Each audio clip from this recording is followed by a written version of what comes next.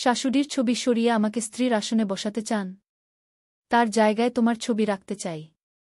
তুমি শুধু আমার বোমা নও, আমি তোমাকে স্ত্রী হিসেবে দেখি। বিয়ে করো আমাকে, এই ঘরের কর্ত্রী হও। ফ্রেমের কাছ হাত থেকে পড়ে ভেঙে গেল। পুরনো ফ্রেম পাল্টানোর সময় শাশুড়ির ছবি হাতে নিয়ে শ্বশুর এই কথা বললেন। মৃত শাশুড়ির স্মৃতির সামনেই তিনি আমাকে তার জায়গা নেওয়ার প্রস্তাব দিলেন।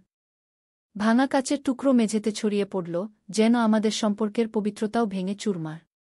এই গল্পটি সম্পূর্ণ শুনলে আপনাদের পানি অটোমেটিক বের হয়ে যাবে, সো যত দ্রুত সম্ভব হাতের কাছে টিস্যু নিয়ে বসে পড়ো।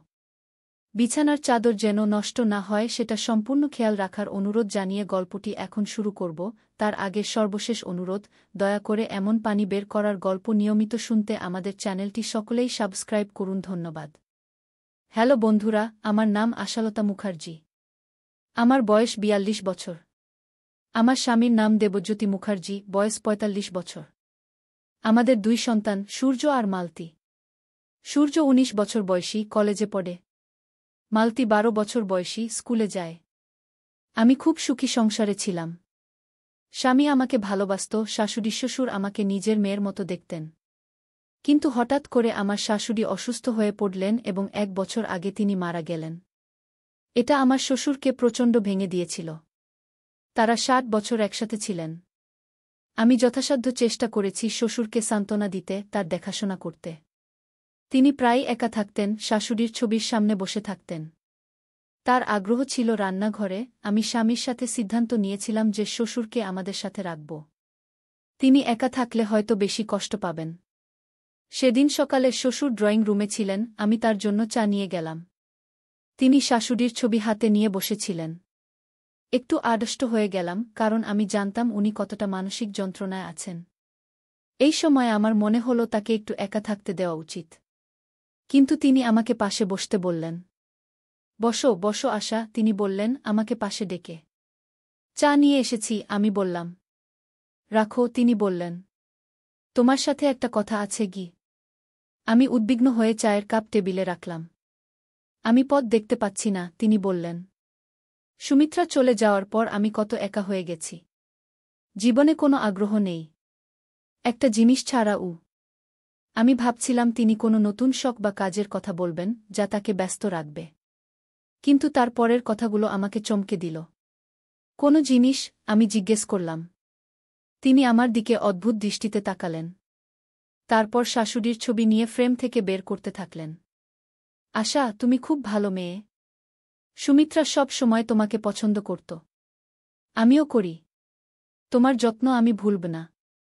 কিন্তু আমার বুক ধক করে উঠল। আমি শ্বশুরের দিকে তাকিয়ে রইলাম, আমার মাথা ঘুরছিল। তিনি শাশুড়ির ছবি হাতে নিয়ে আমার দিকে তাকালেন। শাশুড়ির ছবি সরিয়ে আমাকে স্ত্রীর আসনে বসাতে চান? তিনি অদ্ভুত একটু হাসলেন। তার জায়গায় তোমার ছবি রাখতে চাই। তুমি শুধু আমার বোমা নও, আমি তোমাকে স্ত্রী হিসেবে দেখি। বিয়ে করো আমাকে, এই ঘরের কর্ত্রী হওই। আমি চমকে উঠলাম, ফ্রেমের কাছ হাত থেকে পড়ে ভেঙে গেল। পুরনো ফ্রেম পাল্টানোর সময় শাশুড়ির ছবি হাতে নিয়ে শ্বশুর এই কথা বললেন। মৃত শাশুড়ির স্মৃতির সামনেই তিনি আমাকে তার জায়গা নেওয়ার প্রস্তাব দিলেন। ভাঙা কাচের টুকরো মেঝেতে ছড়িয়ে পড়ল, যেন আমাদের সম্পর্কের পবিত্রতাও ভেঙে চুরমার। আমি শব্দহীন হয়ে গেলাম, আমার নিঃশ্বাস বন্ধ হয়ে আসছিল। এটা সম্ভব না, এটা হতে পারে না। কিভাবে আমার শ্বশুর এমন কথা বলতে পারেন? আমি স্বামীর কাছে যেতে চাইলাম, কিন্তু তিনি দেবজ্যোতির অফিসে তখন। আমি পালিয়ে যেতে চাইলাম, কিন্তু পা যেন মাটিতে আটকে গেল। না না না, আমি বললাম, আপনি কি বলছেন? আমি আপনার ছেলের বউ, আপনার বৌমা। কিভাবে ভাবতে পারলেন? দেবজ্যোতি কি বলবে? আমার শ্বশুর হাসলেন। দেবজ্যোতি জানে না। তুমি তার কাছে বলবে না। এটা আমাদের মধ্যে থাকবে। আমি হতবাক, আমার সবকিছু ধোঁয়াশা হয়ে যাচ্ছিল। আমি ওঠার চেষ্টা করলাম, কিন্তু তিনি আমার হাত ধরে ফেললেন। ছাড়ুন, আমি বললাম, এটা ভুল। আপনি মানসিক আঘাতে ভুগছেন। আমি ডাক্তারকে ফোন করব। ডাক্তার কিছু করতে পারবে না, তিনি বললেন। আমি সুস্থ মনে বলছি। তোমাকে আমি বহুদিন থেকে চাই। সুমিত্রা ছিল, তাই আমি কিছু বলিনি। কিন্তু এখন তাকে আর নেই। আমি চিৎকার করে উঠলাম, আপনি কি বলছেন? এটা পাপ। আমি আপনার বৌমা। এই বাড়ির বউ। আপনার ছেলের স্ত্রী। হঠাৎ আমার মনে হলো সময় থেমে গেছে। ঘরের আলো যেন কমে গেল। আমি আমার হাত ছাড়িয়ে নিয়ে দরজার দিকে দৌড়ে গেলাম, কিন্তু দরজা খুলছিল না। আমি ফিরে তাকালাম, শ্বশুরের মুখ বিকৃত হয়ে গেছে। পালাতে চাও? তিনি বললেন, পারবে না। এই বাড়িতে আমার নিয়ম চলে। তুমি এখানে আটকা পড়েছ গু। ঠিক এই সময়ে আমি আমার সামনের দৃশ্য দেখে হতবাক হয়ে গেলাম। শ্বশুরের মুখ যেন ধীরে ধীরে পরিবর্তন হচ্ছিল। তার চোখের রং হলুদ হয়ে যাচ্ছিল, আর মুখের চামড়া যেন কুঁচকে যাচ্ছিল। আমি ভয়ে চিৎকার করে উঠলাম। তুমি কে? আমি কাঁপতে কাঁপতে বললাম। তিনি হাসলেন, আমি রুদ্র। এই বাড়ির মালিক। তোমার শ্বশুর নয়। তোমার শ্বশুর মারা গেছেন তোমার শাশুড়ির মৃত্যুর পরেই। কি? আমি বিশ্বাস করতে পারছিলাম না। তাহলে এই 1 বছর ধরে আমি কার সাথে থাকছি? তুমি আমার সাথে থাকছ, তিনি বললেন। আমি তোমার শ্বশুরের মধ্যে প্রবেশ করেছি। আমি শতাব্দী ধরে অপেক্ষা করছি একজন তাজা আত্মার জন্য। আমি বিশ্বাস করতে পারছিলাম না। এটা কি সম্ভব? একজন মানুষের মধ্যে কেউ প্রবেশ করতে পারে? আমি স্বামীর কাছে যেতে চাইলাম, কিন্তু আবার চেষ্টা করলাম বাইরে যাওয়ার। দরজা নড়ছিল না। দেবজ্যোতি। আমি কাঁদতে কাঁদতে বললাম, সে কি জানে? সে কিছুই জানে না, তিনি হাসলেন। সে ভাবে তার বাবা এখনও বেঁচে আছেন। তবে একটা ব্যাপার জানবে, তোমার শ্বশুর হতাশা আত্মহত্যা করেছিলেন। কিন্তু সেটা কেউ জানে না। আমি সেই সুযোগে তার দেহে প্রবেশ করেছি। আমি অবাক হয়ে গেলাম, কিভাবে এটা সম্ভব? কিন্তু এটা তো অসম্ভব। আমি স্বপ্ন দেখছি, তাই না? স্বপ্ন? তিনি এগিয়ে এলেন, এটা বাস্তব। বিশ্বাস না হলে এই দেখো। তিনি আমার দিকে হাত বাড়ালেন, আমি হাত সরিয়ে নিলাম। কিন্তু তখনই দেখলাম তার হাত থেকে নীল আলো বের হচ্ছে। ড্রয়িং রুমের জিনিসপত্র নড়ে উঠল, টেবিল উড়ে গেল, সোফা উপর নিচ ওঠানামা করছিল। এ কি? আমি চিৎকার করে উঠলাম। আমার শক্তি, তিনি বললেন, আমি তোমাকে চাই। তুমি আমার হবে, আর আমরা এই বাড়ির মালিক হব। তোমার স্বামী এবং বাচ্চাদের আমি সরিয়ে দেব। না না না, আমি কাঁদতে লাগলাম। দেবজ্যোতি, সূর্য, মালতী, ওরা আমার সব, আমি ওদের ছাড়া কিছু নই। কিন্তু আমি তোমাকে চাই। তিনি আমার দিকে হাত বাড়ালেন, তুমি আমার হবে। আমি কোণার দিকে সরে গেলাম, কিন্তু পালাবার জায়গা ছিল না। এই সময় একটা ছবি মাটিতে পড়ে গেল, সেটা আমার শাশুড়ির আরেকটা ছবি ছিল। আমি সেটা তুলে নিলাম এবং দেখলাম তার চোখ থেকে অশ্রু বের হচ্ছে। শাশুড়িমা, আমি বললাম, তুমি কি এখানে আছো? ছবির সাথে কথা বলছ? শ্বশুর? না। রুদ্র হাসলেন, সে কিছু শুনতে পারছে না। সে মৃত। কিন্তু ছবি আমার হাতে কাঁপছিল, আমি সেটা মনে করলাম। হঠাৎ আমার শাশুড়ির ছবি থেকে আলো বের হয়ে গেল, এবং সেই আলো আমার শরীরে প্রবেশ করল। এটা কি? রুদ্র পিছিয়ে গেলেন। না, এটা সম্ভব না। সুমিত্রা। ছবির আলো আমার শরীরে প্রবেশ করতেই আমি একটা অদ্ভুত শক্তি অনুভব করলাম। আমার শরীরে যেন বিদ্যুতের প্রবাহ বইতে লাগল।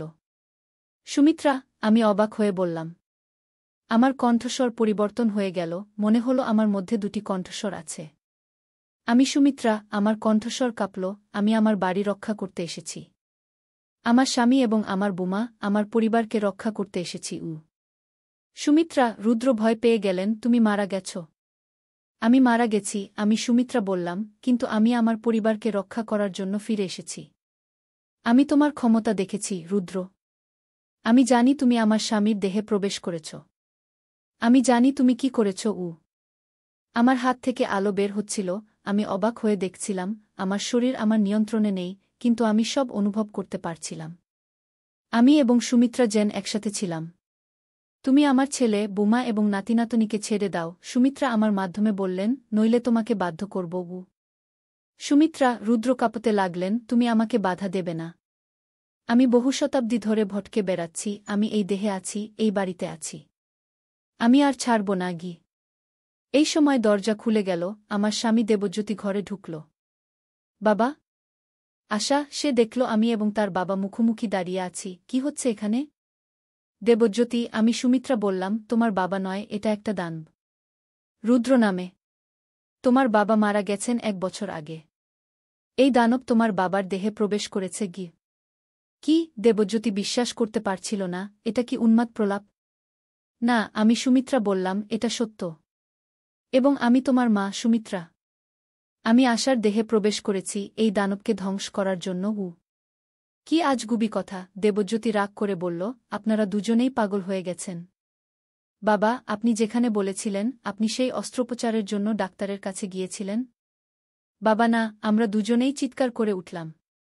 রুদ্র হাসলেন, হ্যাঁ বাবা, আমি তোমার বাবা। এই দুজনের কথা শুনো না। আমি একটা পরীক্ষা করছিলাম আমার এবং আশার মধ্যে। পরীক্ষা? দেবজ্যোতি অবাক হয়ে বলল। হ্যাঁ, রুদ্র হাসলেন, আমি দেখতে চাইছিলাম আশা কতটা বিশ্বস্ত। আমি তাকে প্রস্তাব দিয়েছিলাম আমার সাথে থাকার। আমি তোমাকে পরীক্ষা করতে চেয়েছিলাম। আমি সত্যি বলছি, আমি তোমার বাবা, আমাকে বিশ্বাস করো। দেবজ্যোতি আমার দিকে তাকালো, আশা, এটা সত্যি?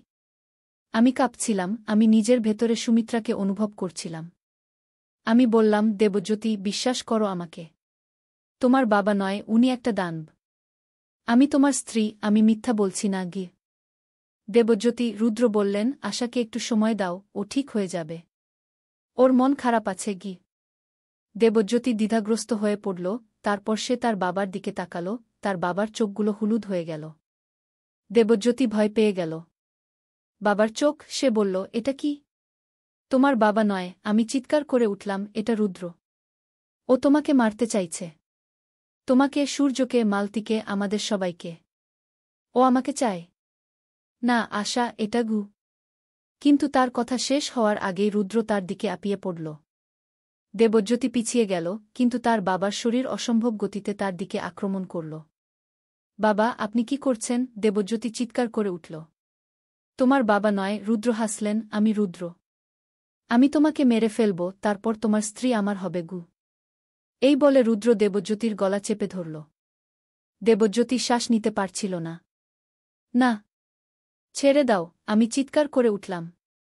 মা! হঠাৎ দরজা খুলে সূর্য এবং মালতী ঘরে ঢুকল। কি হচ্ছে এখানে?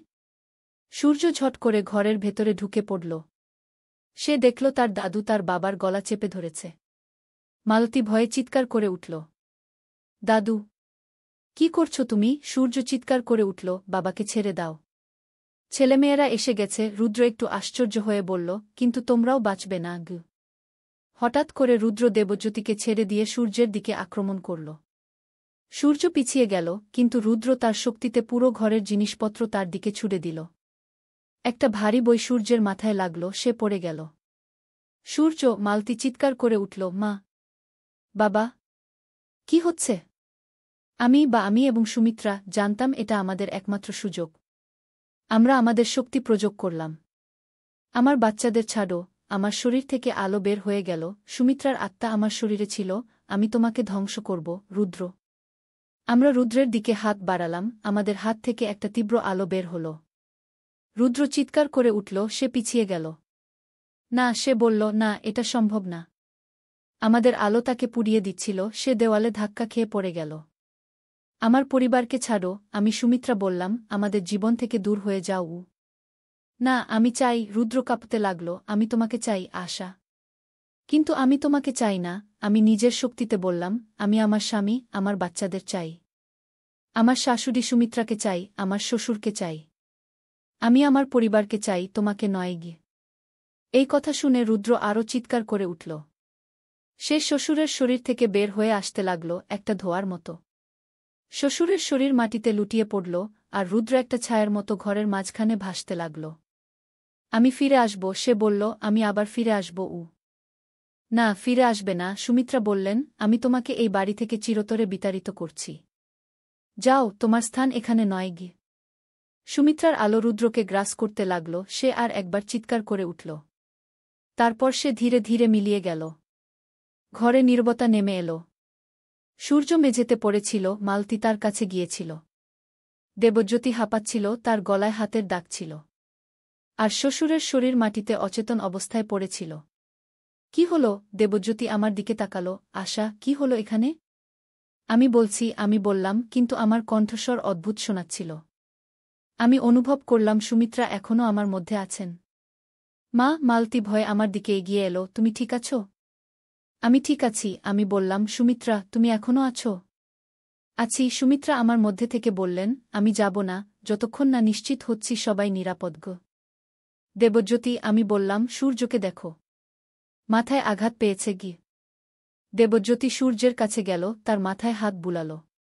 ঠিক আছে, সে বলল, মালতী ঠিক আছে, আমি ঠিক আছি। আশা, কি হয়েছিল? বাবার কি হল? আমি জানতাম এটা বলা সহজ হবে না, কিন্তু আমাকে বলতেই হবে। তোমার বাবা গু। আমি শুরু করলাম, আসলে 1 বছর আগে তোমার মায়ের মৃত্যুর পরে তিনি আত্মহত্যা করেছিলেন গু। কি? দেবজ্যোতি বিশ্বাস করতে পারছিল না। না, এটা সম্ভব না। তিনি তো আমাদের সাথেই ছিলেন। সেটা তোমার বাবা ছিলেন না। আমি বললাম, সেটা ছিল রুদ্র নামে একটা দানব, তোমার বাবার দেহে প্রবেশ করেছিল গু। আমি বিশ্বাস করতে পারছি না। দেবজ্যোতি বলল, এই কি সম্ভব? না, আমি একে স্বীকার করতে পারছি না। মায়ের কথা শোনো। হঠাৎ সূর্য বলল, সে চোখ খুলেছে। আমি দেখলাম দাদুর চোখ হলুদ হয়ে গেছিল। আমি দেখেছি ঘরের জিনিসপত্র উড়ে যাচ্ছিল। মায়ের শরীর থেকে আলো বের হচ্ছিল গু। সূর্য, আমি বললাম, তুমি ঠিক আছো? আমি ঠিক আছি, সে বলল, উঠে বসল। কিন্তু এটা সত্যি? দাদু 1 বছর আগে মারা গেছেন? হ্যাঁ। সুমিত্রা আবার আমার মধ্যে থেকে বললেন, তোমার দাদু মারা গিয়েছিলেন। তিনি আমার ছাড়া থাকতে পারছিলেন না। আমি দেখেছি তিনি আত্মহত্যা করেছিলেন, কিন্তু আমি বাধা দিতে পারিনি। তারপর এই দানব তার শরীরে প্রবেশ করেছিল গু। মা, দেবজ্যোতি বলল, তুমি?